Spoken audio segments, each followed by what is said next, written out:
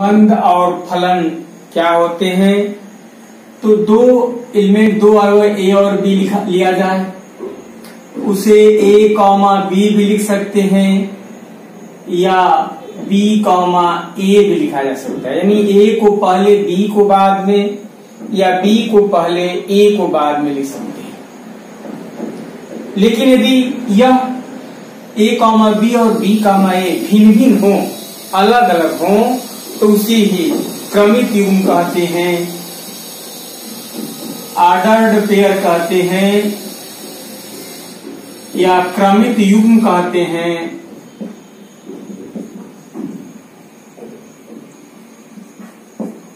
तो क्रमित युग्म तब होगा जहां क्रम का ध्यान रखता है, यानी ए कॉमा बी है तो उसे बी कॉमा ए नहीं ले सकते हैं।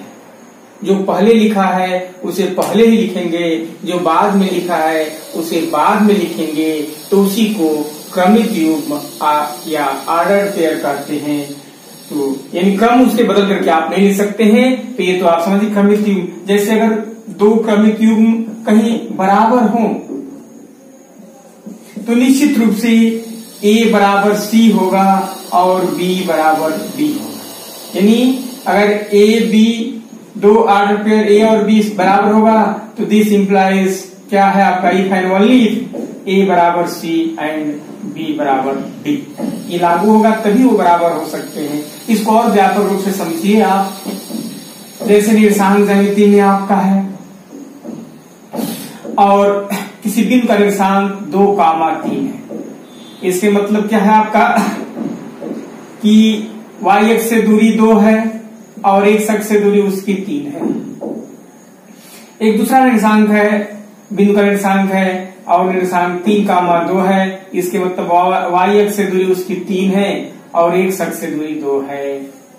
क्या ये निर्देशांक ज्यामिति में दोनों बिंदु 2,3 और 3,2 बराबर होते हैं? आपका जवाब हुआ कि नहीं। उस जिस प्रकार ये बराबर नहीं होते हैं उसी प्रकार ये क्रमित युग्म इसी प्रकार, यानी क्रमित युग्म जिस क्रम में लिखे गए हैं वो क्रम को आप बदल नहीं पाएंगे, उसी क्रम में लिखेंगे। अगर वो तो आपका तो उसी को ऑर्डर पेयर कहते हैं। अब आपका जैसे एक और समझ लिया जाए, जैसे आपका राम सीता लिखा गया हो किसी आपका, या सीताराम लिख दिया जाए, क्या दोनों बराबर है? यहां से अर्थ लिख रहा है कि राम क्या सीता के पति थे, क्या यहीं से वो अर्थ लिख लेगा? सीताराम के पति तो थे नहीं, सीता तो राम की पत्नी थी। तो इस प्रकार क्रम बदलने पर उसका अर्थ बदल जाए, तो वहां पर आपको वो ऑर्डर पेयर कहलाता है। यानी जैसे आप जब भी मोजा पहन करके ही जूता पहनते हैं, क्या जूता पहनकर आपको मोजा पहन सकते हैं? नहीं, जहां क्रम का ध्यान रखना पड़ता है वही आपको क्रमित युग्म या ऑर्डर पेयर कहलाते हैं। अब मैं उम्मीद है कि आप समझ गए। अब क्रमित युग्म का कार्तीय गुणनफल क्या होता है? कार्टेशियन प्रोडक्ट या कार्तीय गुणनफल। तो कार्तीय गुणनफल के मतलब कि अगर दो समुच्चय ए और बी है, ए में बिलोंग कर रहा है, बी आपको बी में बिलोंग कर रहा है, तो जितने भी आपको तो सभी आपको ए और बी से बनने वाले सभी क्रमित युग्मों की संख्या आपको वो क्या कहलाएगी? वही आपको आपका कार्तीय गुणनफल कहलाती है, क्रॉस प्रोडक्ट कहलाती है। इसको ए क्रॉस बी से लिखते हैं और कैसा होगा? एक्स सच दैट एक्स आपका इक्वल इससे होगा आपका, जहां क्या है ए आपका ए बिलोंग्स टू ए है और बी बिलोंग्स टू बी है। इस प्रकार की, यानी कहने का मतलब कि ए और बी के सभी अवयवों से जितने क्रमित युग्म बनेंगे उस सब का समुच्चय क्या होता है? ए क्रॉस बी होता है। क्योंकि रिलेशन संबंध तभी समझ में आएगा जब बेसिक ज्ञान आप समझ पाए, याद हो आपको। उदाहरण से इसको समझें, जैसे आपका ए में 1 2 3 है, बी में आपको 4 5 6 है। तो इसके आधार पर अगर ए क्रॉस बी निकालनी हो तो 1 के साथ 4 को भी लिखना होगा, 1 के साथ 5 भी होगा, 1 और 6 भी होगा, उसी प्रकार 2 4 होगा, 2 5 होगा, 2 6 होगा, 3 4 होगा, 3 5 होगा, 3 6 होगा। ये सभी का जो सम्मिलित कर देंगे, जितने भी ऑर्डर पर बने इसके आपको जुड़े बना करके उस सबको जब शामिल कर लेंगे तभी क्या होगा, वो उसी को कार्तीय गुणनफल कहते हैं, कार्टेशियन प्रोडक्ट कहते हैं। तो इस तरह से आपको प्राप्त हुआ।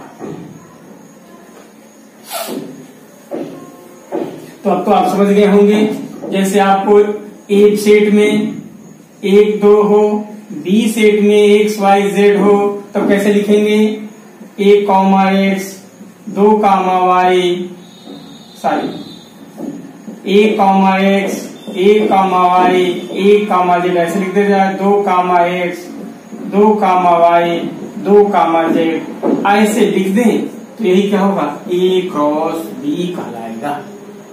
यानी परिभाषा क्या हुई कि आपको यदि ए में बिलोंग, वही परिभाषा लिखेंगे कि अगर ए में बिलोंग कर रहा है, बी क्या है, और बी में बिलोंग कर रहा है, तो जितने भी आपको एक such that X equal to A comma B, A belongs to A, B belongs to B, ऐसे करके जो सेट बनेगा वही क्या होगा, आपका ए क्रॉस बी होगा।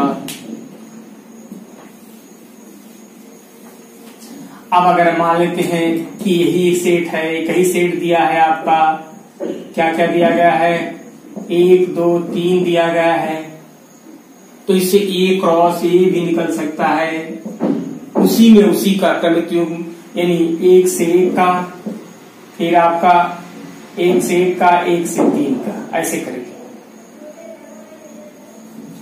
1 से 1 का, 1 से 2 का, 1 से 3 का, फिर आपका